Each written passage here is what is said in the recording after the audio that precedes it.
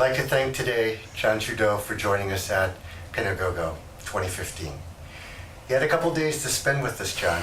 Tell me a little bit about what you've seen or heard or think about the show.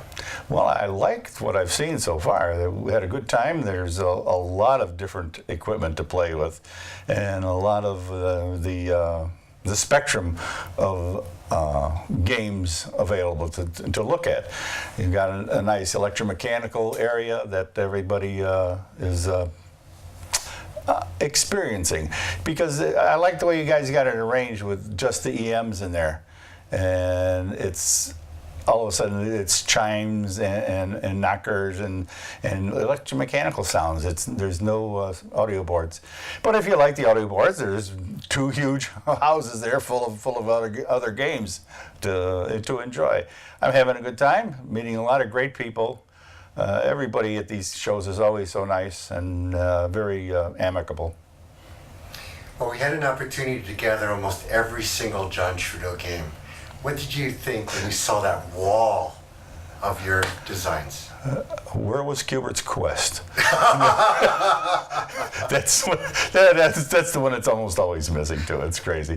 That was really nice. That was impressive.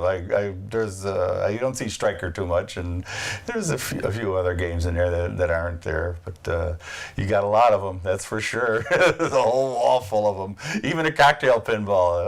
That was a shocker, because they don't show up too often. Well, I know you've designed many games, across many decades, across many companies. And it's always a hard thing, because what do you consider the greatest challenge of all the games that you've done? The next game. Seriously, that's the greatest challenge. How do I do better than I've just done? And it's what drives me. I really enjoy trying to do better than what I've just done. If anybody had their druthers, they would make a better game every time. So for me, it's experiment. Let's try something different. Let's push this envelope or that envelope. And that's my biggest challenge. Where do you see pinball, going in the next year or two or three? In the next couple of years, I think we're going to see pretty much what we have now. I don't see anything huge on the horizon that's going to change this game. Everybody's comfortable with the format we're using pretty much, the old standard games. And the market is getting healthier. And I don't think this is the point to rock the boat, so to say. With anything other than what we're discovering is a successful formula. There's been, I guess, a resurgence in pinballs, and you could see it in the number of pinball shows. Mm-hmm. In terms of, I guess, each show has a unique character or feel or soul. What do you think of, Pinagogo? I like all the shows. The character that you're referring to, I see as the area of the country I'm in. Dallas had a wonderful character. Atlanta had a wonderful character. And I could just go through all of the shows that I've been to. And here in Dixon, it's a wonderful experience. These people are great, and I find all the people are great wherever I end up. But everybody's there because they love the hobby. And as far as an essence, it's hard to put a finger on. It really is. They're all very receptive. Perhaps somebody's accent from one part of the country over to the other, but that's about the only difference I could really see. They're all very avid fans.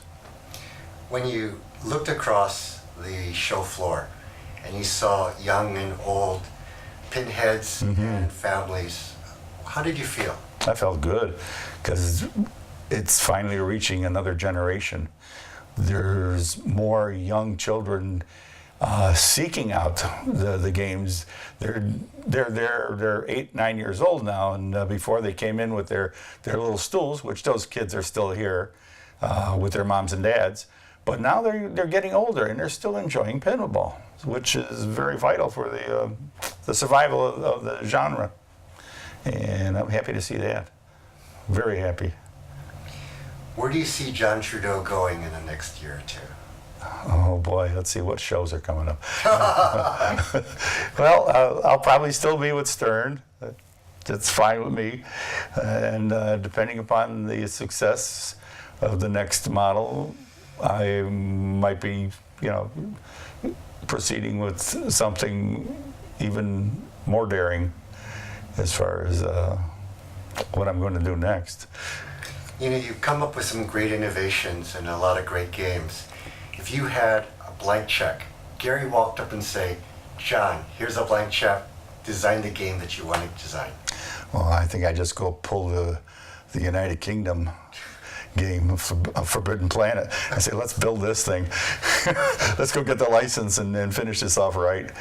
Yeah, but it's a game that we're doing one of. It's a nice piece, and it's so expensive. I don't think anybody could ever build it, except maybe like say 1 or 10, maybe is the most. And it would be a hobbyist dream, pretty much. You've met a lot of people in your career. Could you tell us a couple stories about some of the people that you touched or influenced or just sat in a lobby and just had an opportunity to talk to? Oh, God. You're really putting me on the spot here. Oh, hell, I don't know. Not really. I sit and talk to everybody. It's hard to pick out one. I'll sit down and talk to just about anybody, from someone that's 15 to someone that's my age, pretty old. What I was referring to then is really, when you spoke with the Gottliebs, you had an opportunity to talk to Wayne Nyens, Ed Krinsky. What are some of the things that you talked about? Well, I was learning from Ed, and Wayne had left the company before I started there. So I knew him because he would come by and visit a lot, and we got to be friends. And it's pretty much the same with Alvin. Alvin was kind of divorced from the company already because Gottlieb, Columbia had bought it. And as far as maybe like Ed Krinsky, we had a lot of fun together as far as his sense of humor and me being the new kid on the block at the time. But as far as what I've influenced people, I really couldn't say. We always try to be the best and learn from the best. You've been to a lot of shows. What are the elements that make a good show? Space. I like when you are able to play the game comfortably.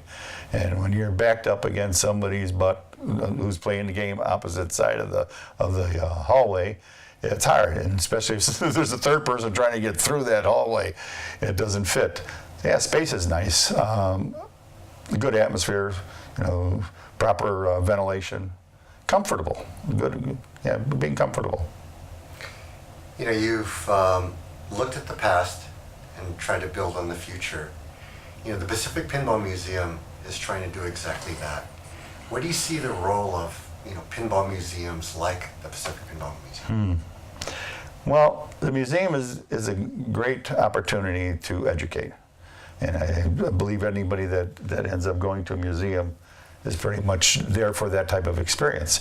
If they can give them a hands-on experience, it will probably bring a bigger draw because the kids will be interested too. The people that go there for just educational experience are older people, I believe. The kids are there to have fun. And if we can make them have fun and be educated at the same time, that's a double-edged sword. That's good. And I think that the museum can do that. If you had to complete the sentence, pinball is, how would you complete that? Oh boy, you really put me on the spot.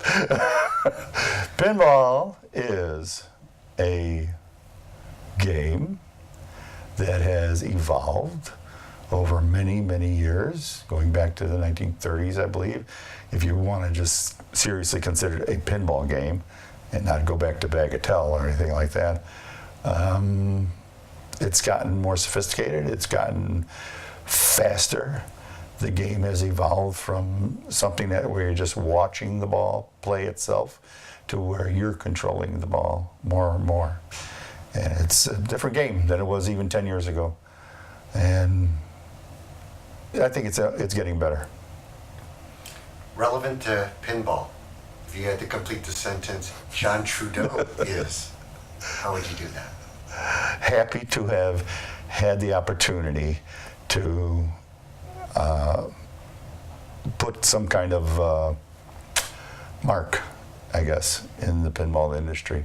To have been able to entertain people, let them get out their frustrations on a pinball machine and just have a good time.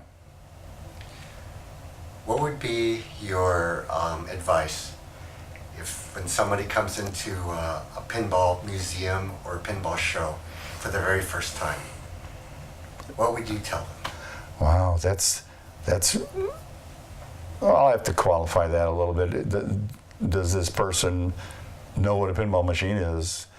Number one, and if he doesn't, I'd advise him just to walk around and see what the people are doing. And when his curiosity has been properly piqued, then he can go put his hands on it and see what he can learn from it. And it's a challenge, and that's the whole idea. The ball is wild, and you got to go try and control it. So that's what makes the difference between the pinball machine and maybe even a video game, because the video game is pretty much, memorizing. And there's very little to compare it physically in the 3 dimensions that pinball will give you gives you visual representation.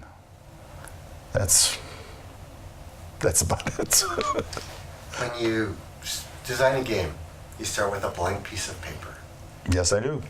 How does the idea and the game come from this blank piece of paper?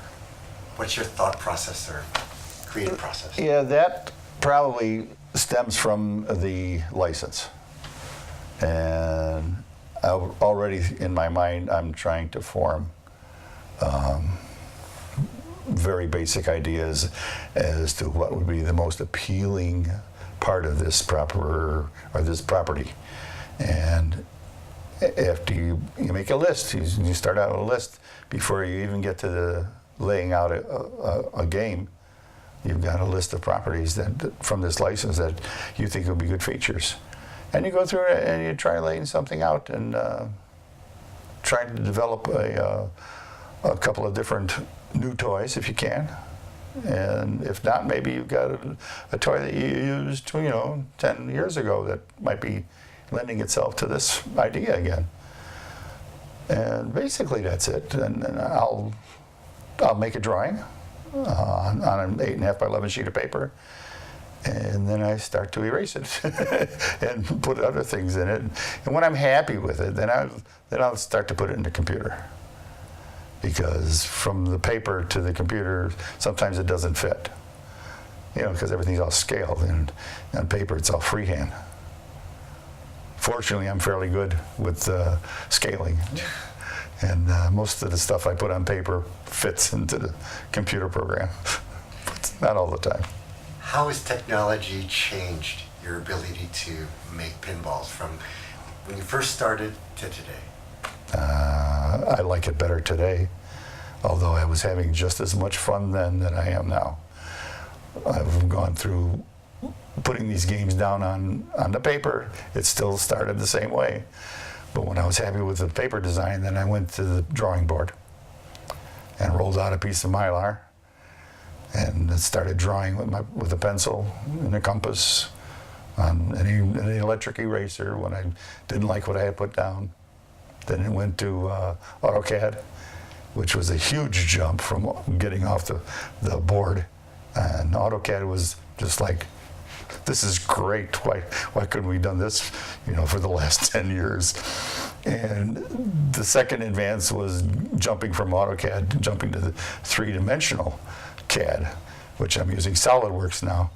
And I can actually see the game being built on the screen. And I can look for interference how it fits, how it flows. I can adjust the angle of view. It's super, and I love it the way I'm doing it now. You've had the opportunity to work with some really good people, you know, your peers. How does that creative process when you have yourself with other people like, you know, like George and Steve and Barry and, you know, all the other people that you had the opportunity to work with?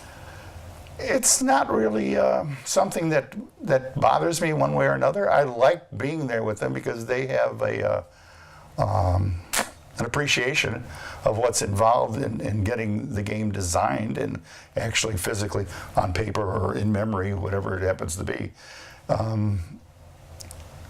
I'm satisfied and fairly well confident in my own abilities, so I'm not going to be stealing ideas or needing to steal ideas or infringe on somebody's game plan, so to speak. I like to do something that's a little different than what I did last time. And having them around, everybody's that way right now. It's Stern, Steve, John Borg, myself, and George, if he wants to get back involved with it again. Yeah, we're all happy to do our own thing. And we're all fairly confident that we can, you know, dig up that originality to do something different. When somebody comes into a show and you see 100, 200, 300, 400 pinball machines, and these are novice players, I mean, how do they go about trying to figure out what to see, what to do? I mean, there was, I remember one person came in, they saw a hall of lights, they saw a huge array of machines, and they just sat there and said, oh my God. It's overwhelming. It can be, especially if you're coming in, you know, raw, so to speak. Go with a friend that knows what he's doing. They'll bring you into something that's basic enough so where anyone could play it and get some enjoyment out of it. And also they'll be learning some skills too, because there's a lot of physical skills involved in pinball. And then they can find out whether they like it or not. Each era of game, solid state, EM, DMD, how do you characterize these three, and what do you think the strengths are or the weaknesses in each era? Yeah, each era is unique to itself. The EMs are that. They're great. They started to speed up a little bit in the 70s, and then the solid state started rolling in the 80s, and everything kept speeding up, and I think it's for the better. We had to make a more robust machine, and along with that, the electronics got better and better and better, and we went to the DMD, and even, you know, there's going to be a display on a game just like some of the companies have now, but where it goes from there, I don't know. But I like it. It's gotten better. It's a piece at a time. There's no quantum leaps. It's just things that are unique to this game you'll take for granted 2 models later. So the 2 models later, and you're sitting in front of that blank piece of paper again, how would you go about designing that next game, that next leap forward? No, I'm not so inclined to say that those leaps forward are part of the game design. They're part of the game infrastructure for sure. Like we were talking display, from a EM to a digital display, then to an alphanumeric display, then to a dot matrix display. And this is all great stuff, especially for the first games that had come out with it. But then, like I said, 2 or 3 games later, everybody expects it to be there. On the layout of the game, I think I'd be bored if I saw the same thing 2 or 3 games later. So that's the challenge, to make something unique, make something interesting, make something fun. I think everybody wants to make something fun. It's hard to do. You know, the designer I see is like the quarterback of the team. I know that you work with a lot of different departments. Who are the heroes and the champions you like to acknowledge that, you know, support the designer? I mean, how does a game really come together as a team?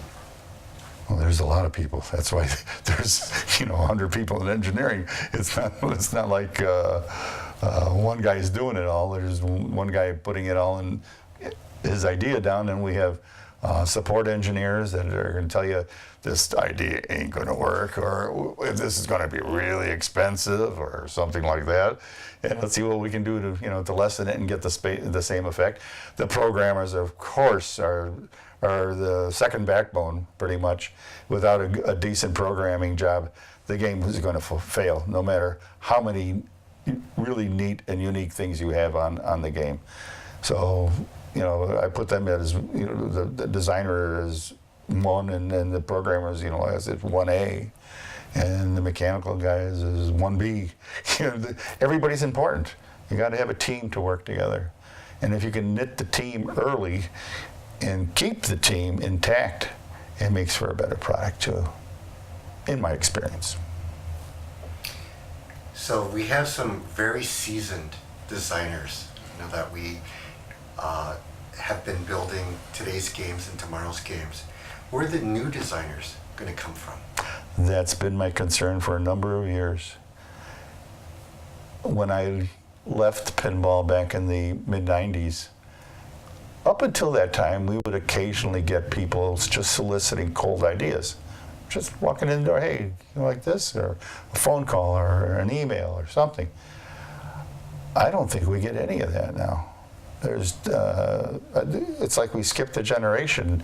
But now that we're coming back, we're making our inroads back, and we've got a new market, a new customer with the young guys, the X-Gens, I guess they call them, the people that are 30 years old and in getting into their barcades. They can go out and have a good time with their buddies and their girlfriends or wives or husbands, and there it is. You need everything to put it all together. Are the barcades now the new arcades of, you know, Yeah. this millennium? Yeah, well, they're not only the arcades, they're the street locations. You don't go into a laundromat and find a pinball machine. You don't, bars occasionally, but not usually. It's usually a jukebox. Bowling alleys, I don't remember even seeing one in there lately. Unfortunately, 7-Elevens, there's no pinball machines. They used to have the street locations everywhere. I don't think they exist pretty much anymore. And maybe it's because of the cost of the investment, or maybe it's because the people don't want to worry about the security of keeping the game operational, or running the route. You know, there's a lot of guys that ran routes, and it's a lot of work. Yeah.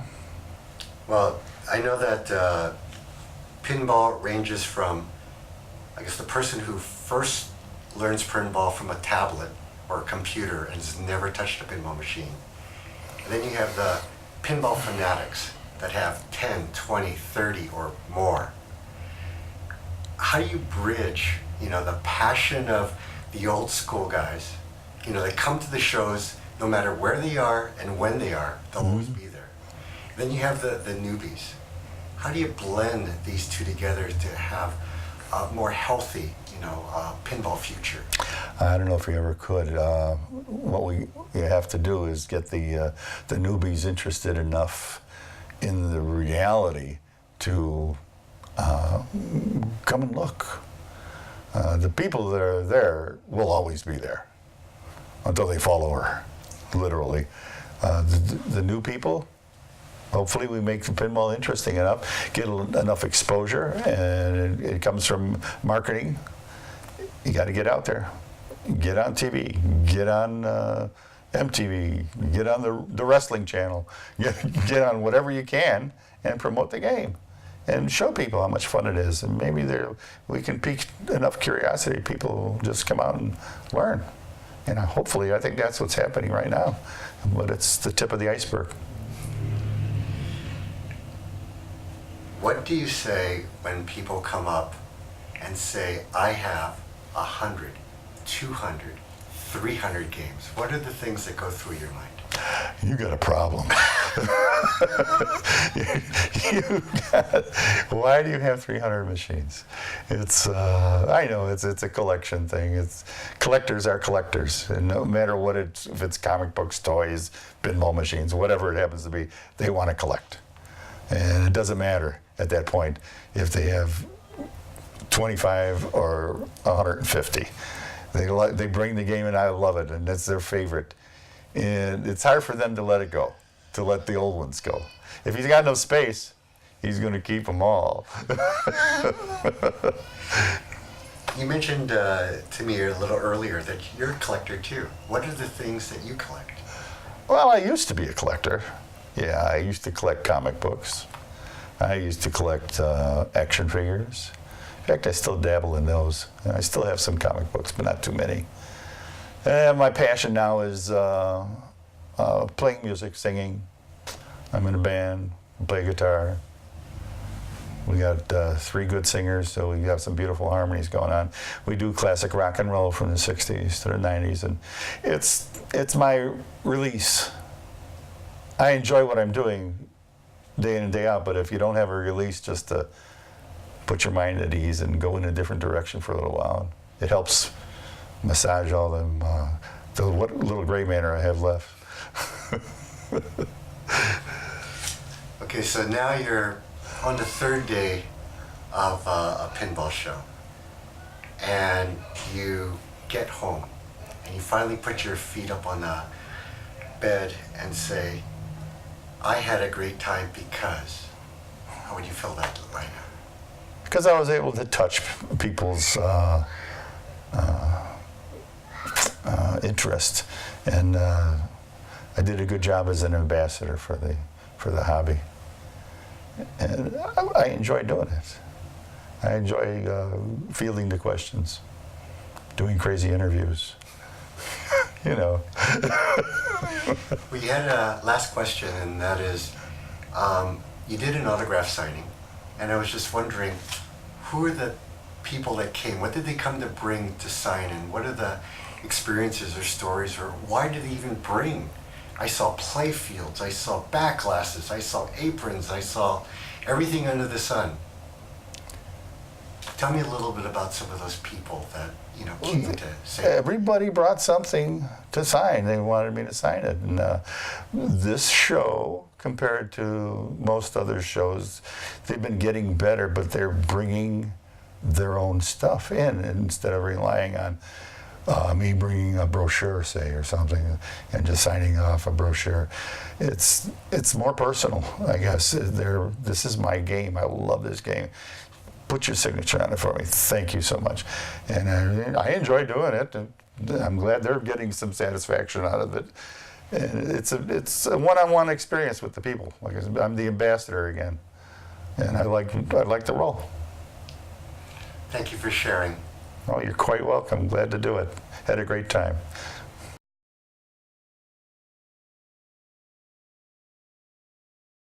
Go and pin a go, go, ooh, ooh, ooh, ooh. Go and pin a go, go. Now that you can throw that in there and throw it out. Throw it out, hopefully. Okay, game on. Here to interview John Trudeau. And John, can you tell me a little bit about how you got into pinball and how did you get to where you are today? I truly got in through side doors, back doors, something I never, ever contemplated doing for a living. I was an offset pressman in my youth after getting out of the Air Force for a number of years. And I decided I wasn't having any fun, so I looked in the ads for jobs, and here was this little 3-line ad from a tiny company called Game Plan asking for game testers. I figured, why not? I got a little bit of electronic experience from the Air Force, and I went, and they said, sure, you're hired, let's go. Only problem was I lost about 2/3 of my paycheck going into pinball, but I said I gotta try it because I'm not having that much fun doing what I was doing. I spent 2 years at Game Plan, Probably would have been there longer had they decided not to get out of pinball. I did a design for them, and also did a lot of some pretty remedial artwork for them. Yeah, after that, I went into Gottlieb, learned a lot of things. What was our question? How did I get into pinball? Yeah, okay. And yeah, that was it. It was like through the back door. I had never planned on being a creator of the games. They held a loose interest for me pretty much in my youth. Didn't matter if I played them or not. I played more bingos than anything else because we could gamble on them. And when you're 14 and 15, you put $50 in your pocket, you were pretty happy. So that was my experience with pinballs pretty much early. In the Air Force, yeah, we ran into the pinball machines in the BX and in the not the chow hall so much, but the restaurants and stuff we had around the base. And I think that was probably my biggest exposure to them before I got out of there. So, yeah, I played pinball that way, but getting into it was just totally by accident. Well, what were you hired for at Gottlieb?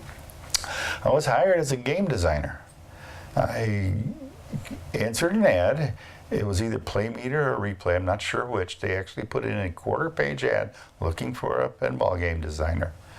And Game Plan had decided not to pursue pinballs at that time.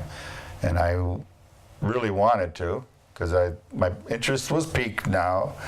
I was working with a guy named Ed Cebula, who was from Chicago Coin, and he was more or less my mentor getting into pinball design. And he said, "There's always a job for you here." He says, "But I understand if you want to pursue it, go ahead." So I went and interviewed over at Gottlieb. And I interviewed with Gil Pollack, who was the vice president of game design, I believe. And I brought in some drawings that I had done, full scale. And he thought they were pretty interesting, and he liked what he saw.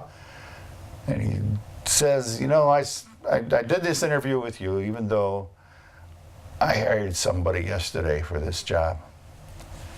I said, "Oh, well, I'm sorry." He says, "Well, I'm not sorry. I'm glad you came in." He says, "What I'm going to do," he says, "I'm going to hire 2 people." So he hired me, and he hired this other gentleman named Tom Safransky, who made, I believe, Devil's Dare. And then he decided he'd rather run a route than design pinball games. So then he left, and he got out of the business. And I stayed. And then after, so your history through Gottlieb and other companies? Gottlieb I spent a long time with. While I was there, Columbia Pictures had just purchased the company from Alvin Gottlieb. And then a few years into the experience, Coca-Cola decided they wanted to buy Columbia Pictures, and they did. Now, us being a wholly owned subsidiary of Columbia Pictures, Coca-Cola wanted to make themselves popular with a video company. I believe this is something akin to the Warner Brothers Atari purchase. And they wanted to make video games, so they tried. The Q-Bert game was not part of their effort. That had been a Gottlieb effort. And they thought, well, how hard can it be to make a successful video game? And it's tough, a lot tougher than they thought. So for a couple of years, we were renamed Mylstar, and they made Laserdisc games, which at first were selling well, and they were making pinball machines. But they were making remakes of old pinball machines that my co-designer, Ed Krinsky, was asked to do. He remade 3 or 4 of his old games, and I don't think he was having a whole lot of fun doing this, but he did it. It's a paycheck. I was able to get a couple of designs in, only because they were fairly basic, nothing new, nothing outrageous, but something just to not be so boring, but it was anyhow. And then they decided to close the doors because they didn't like the roller coaster, lots of profits and not so many profits of the pinball industry. Upon the cessation of operations at Mylstar, the distributor, the Mondale Distribution Company on the East Coast, got together with Gil Pollock, who was the vice president, and decided to form a partnership and purchase the pinball assets. And they were able to do so, and we were able to take the Bensonville building, which was doing all the PC boards for us, and we converted the Bensonville building into a full-scale pinball company, which was Premier Technology. And I was with them for a long time, a number of years, up into the early 90s. Then pretty much we parted ways over a difference in philosophies. There was nothing, and there was no animosity with anyone, but we just decided to part ways. I went to work with Steve Kordick and the boys over at Williams, and stayed there until the mid-90s when the market kind of fell apart, and I was out of a job, and so a lot of people were. And at first just a few of us, and then everybody, and they closed the whole pinball division down. I ran around trying to get a job. Nobody at that time wanted to hire anybody full-time, so I did a lot of consulting business all over the country. I went to New York, to Pennsylvania. I was even in Iowa for a little while. But I decided to come back here, and I worked for another company, just doing my the SolidWorks thing, which is what kept me busy. And then I got a phone call from George Gomez, and asked me if I'd be interested in coming back to pinball. And so we had lunch, and decided that it would be good for me and Stern to get together and start making pinball machines again. And here I am. Going pin a go go do do do do. Going pin a go go. Be there next year.